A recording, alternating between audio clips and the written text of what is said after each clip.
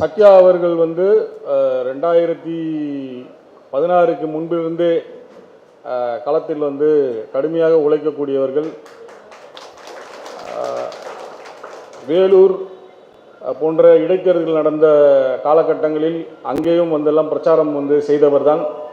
சமீப காலமாக அவருடைய தொழில் சம்பந்தமான சில பிரச்சனைகளால் சமீப காலமாக தான் அவங்க வந்து வராமல் இருந்தாங்க. மிச்சபடி சிறந்து செயல்படக்கூடிய ஒரு செயல் வீரர், நல்ல பேச்சாற்றல் மிக்கவங்க, ஊடகவியலாளர்களை சந்திக்கக்கூடிய திறனும் தகுதியும் உள்ளவர்கள். அண்ணன் எதிர்பார்த்த எல்லா தகுதியும் அவர்களுக்கு இருக்கு. அதன் அடிப்படையில் தான் அவர்கள் வந்து அறிவிக்கப்பட்டிருக்கிறார்கள். வெற்றி பெற வைப்பதற்காக நாம் அனைவரும் ஒன்றிணைந்து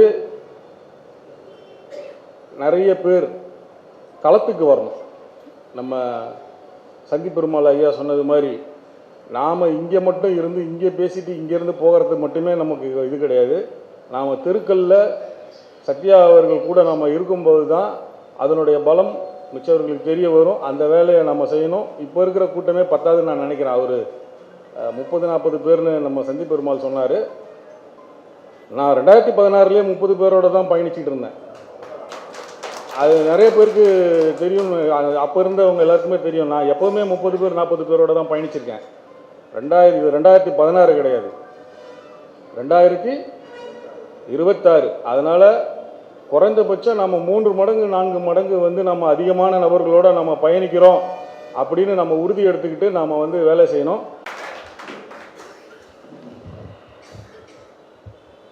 உறவுகள் அனைவருக்கும் வணக்கம். எனக்கு இன்றைக்கி கொஞ்சம் குரல் சரியில்லை. காரணம் என்னென்னா, காலையில் ஒருத்தர்கிட்ட தெரியாமல் மாட்டிக்கிட்டேன்.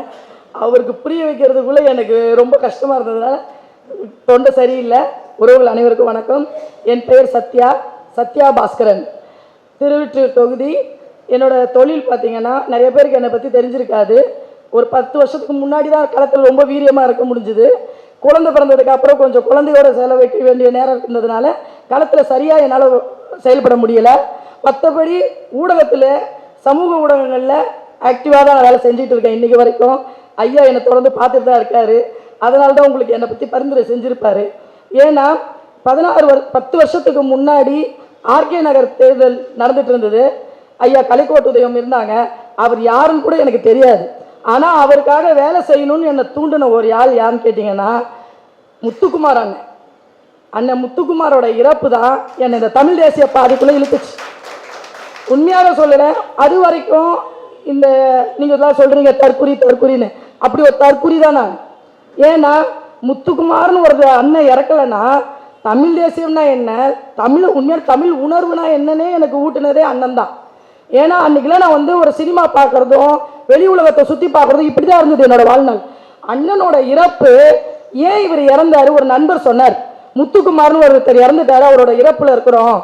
என்ன இறப்பு, அவர் யார் இறந்தார், உங்களுக்கு விஷயமே தெரியாது. இந்த மாதிரி ஈழத்தமிழர்களுக்காக அவரோட இறந்துட்டார்.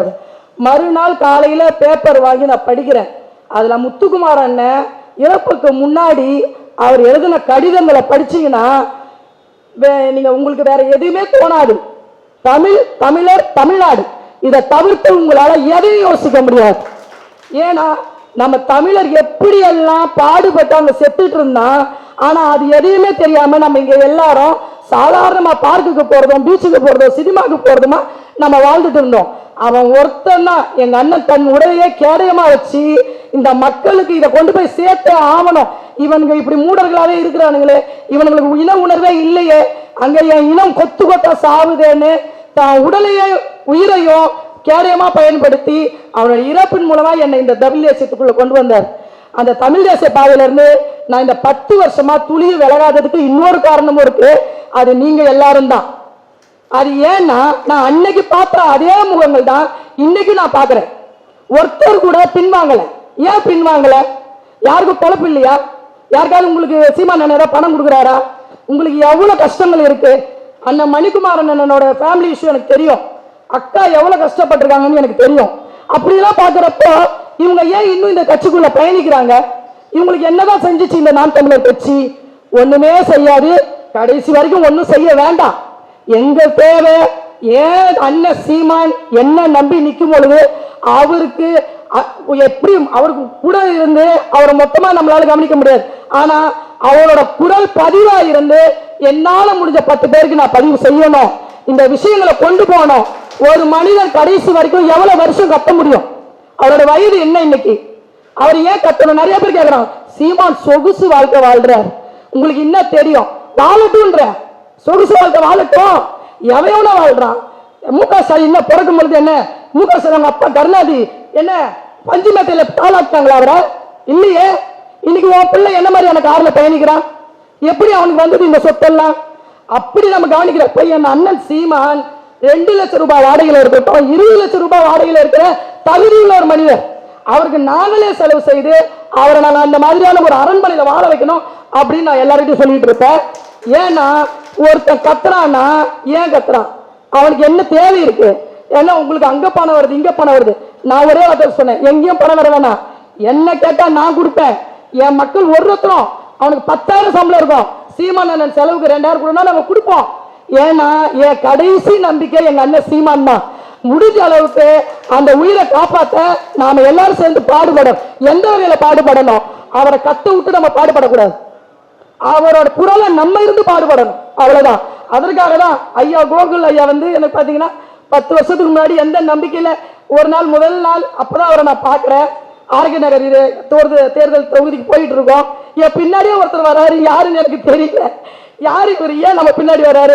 அவர் என்னை கவனிச்சுக்கிட்டே வராரு. ஆனா அப்பெல்லாம் எனக்கு வந்து தேர்தல் நடக்குது, கொஞ்சம் வாங்க போகணும்னு சொல்லி என் தம்பி ரூபன் சொல்லியிருந்தான். அதனால நாங்கள் அங்கே வந்தோம். தேர்தலில் வந்து நான் பேசுறத பார்த்துட்டு ஐயா வியப்பா எல்லார்கிட்டையும் சொல்றாரு, கூப்பிட்டு இந்த மாதிரி இந்த பெண்ணை நான் கவனிச்சேன், ரொம்ப நல்ல கருத்துக்களா பதிவு செய்யறாங்க மக்கள் கிட்ட, இவங்களை நீங்க பின்தொடருங்கன்னு சொல்லி என் பின்னாடி ஒரு 4 பேரை அமிச்சு எனக்காக அந்த இடத்துல செஞ்சாரு. அன்னைக்கு வச்ச நம்பிக்கையை இன்னைக்கு அவர் என் மேல வச்சிருக்காருன்னு நினைக்கிறப்ப எனக்கு ரொம்ப நன்றி ஐயா.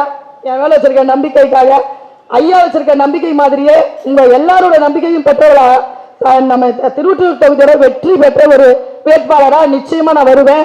உங்களோட ஒத்துழைப்பு எனக்கு வேணும்னு சொல்றதை விட நான் உங்க ஒத்துழைப்பு கேட்கவே மாட்டேன். நான் நிக்கலனால யார் நின்னாலும் நீங்க ஒத்துழைக்க தான் போறீங்க. என்னோட முகமா தான் நான் ஒருத்தையும் பார்க்கிறேன். ஏன்னா இன்னைக்கு எங்க தொகுதியில இருந்து தம்பி மதனை நிறுத்தினாலும், ஜெயக்குமாரை நிறுத்தினாலும், இல்ல அக்கா உமா அக்காவை நிறுத்தினாலும், யாரை நிறுத்தினாலும் நம்ம ஒரே மாதிரி வேலை செய்வோம். ஏன்னா காளியம்மன் அக்காவை நம்ம யாராவது பார்த்துக்கோமா? அவங்க யாருனாலும் நமக்கு தெரியுமா? அமுதினி அக்காவை தெரியுமா? யாருமே நமக்கு அவங்களெல்லாம் தெரியாது. இருந்து நம்ம அவங்களுக்கு நம்மளாவே நினைச்சு நம்ம எப்படி வேலை பார்த்தோமோ அதே மாதிரி நீங்க எல்லாரும் எனக்கு வேலை பார்ப்பீங்கன்னு எனக்கு தெரியும். நான் கேட்கறதெல்லாம் ஒருத்தரும் குறைஞ்சபட்சம் உங்க வீட்டு அருகாமையில் இருக்கிற ஒரு 50 ஓட்டுகளை நீங்க கவர் செய்ய பாருங்க, அது போதும்.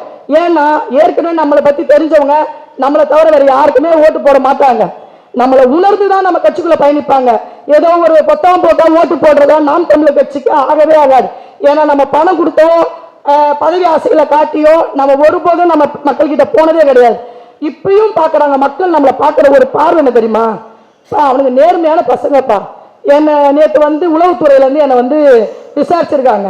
விசாரிச்சப்ப எங்க ஊர்ல இருக்கிற திமுகவை சார்ந்த ஒரு பகுதி செயலாளர் சொல்லியிருக்காரு, ஐயா நீங்க வந்து என்ன பேசுனா அவங்க செலவு செய்யக்கூடிய அளவுக்கு அவங்ககிட்ட பணம் இருக்கா? உளவுத்துறையோட கேள்வி. அதுக்கு அவர் சொல்லியிருக்காரு, நம்ம கட்சியை பத்தி சொல்லியிருக்காரு. அவங்க என்ன குவார்டர் கொடுக்க போறாங்களா, பிரியாணி கொடுக்க போறாங்களா? குடிக்க தண்ணி கூட கொடுக்க மாட்டாங்க, குடிக்க தண்ணி கூட கொடுக்க போறது இல்ல. அவங்கவுங்க காசு போட்டு அவங்கவுங்க செய்வாங்க சார். அதனால அவங்க கிட்ட பணத்தை பத்தி நீங்க ஏன் சார் கவலைப்படுறீங்க? அதனால அந்த பொண்ணு வந்து இந்த ஏரியாவை பொறுத்த வரைக்கும் 10 வருஷமா நாங்க பாக்குறோம், நாம் தமிழர்ல பயணிக்கிறாங்க, எல்லா பிரச்சனையிலும் முன்னாடி நிப்பாங்க. அதனால ஒரு பிரச்சனையும் இல்லை, நீங்க தாராளமா அவங்களை பத்தி கவனிக்கிறத பத்தி நீங்க யோசிக்க வேண்டாம் அப்படின்னு சொல்லியிருக்காங்க. அதனால நம்ம மேல வந்து ஒரு அழகான ஒரு பார்வை இருக்கு, நேர்மை. நாம் தமிழர் கட்சினாவே பையன் நேர்மையான பையன்பா, அந்த பொண்ணா நேர்மையா இருப்பாங்க. என்ன நேர்மை? எவன் காசுக்கும் நம்ம போக போறது இல்லை, நம்ம காசை கொடுத்து நம்ம ஒரு கட்சிக்கு உழைக்கிறோம். இப்படி ஒரு கட்சிக்காரன் நீங்க யாராவது ஒருத்தர் சொல்ல முடியுமா? திமுகல, அதிமுகல, டிவிகேல எந்த கட்சியிலும் உங்களை சொல்ல முடியாது. காரணம் என்னன்னா, ஒரு வேலை ஏதாவது கிடைக்குமா? கான்ட்ராக்ட்ல வேலை வாங்கி தருவானுங்களா? வேற ஏதாவது ஒரு இடத்துல நம்மளை உள்ள நுழைச்சு விடுவாங்களா? அந்த ஒரு நோக்கத்துக்கு தான் அதுல இருப்பானுங்க. ஆனா நம்ம கட்சியில இருக்க ஒருத்தர் எனக்கு இந்த பொறுப்பு தருவாங்க நான் வந்தேன், என்னை இந்த பதவியில் உட்கார வைக்க நான் வந்தேன் அப்படின்னு ஒருத்தர் நம்மளால காமிக்க முடியுமா? நம்ம எல்லாரும் பயணிக்கிற ஒரே நேர்கோடு தமிழ் தேசியம் மட்டும்தான். இப்படியே நம்ம நடப்போம். அண்ணன் சீமானை ஒரு நாளும் கவனிக்கிற மாதிரி நம்மள ஒருத்தரையும் இந்த மக்கள் கவனிக்கணும். சீமானாவே நம்ம மாறணும்ன்றதே என்னோட ஒரே வேண்டுகோள். எல்லாருக்கும் நன்றி, வணக்கம். உங்களோட எல்லா விஷயங்களும் என்னோட பகிர்ந்துக்கணும்னு ஆசைப்படுறேன்.